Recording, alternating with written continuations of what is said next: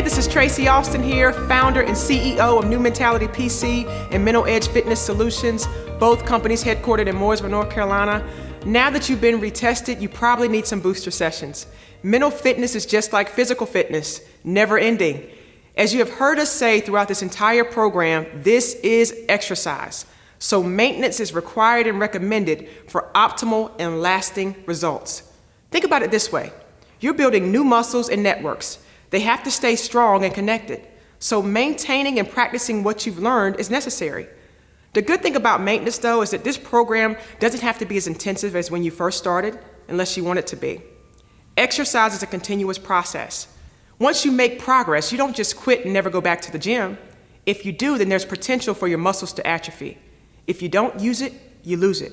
So if you haven't already, go ahead and schedule your map. After you've been mapped, we will discuss the maintenance program with you. We look forward to providing you with the ultimate brain training experience.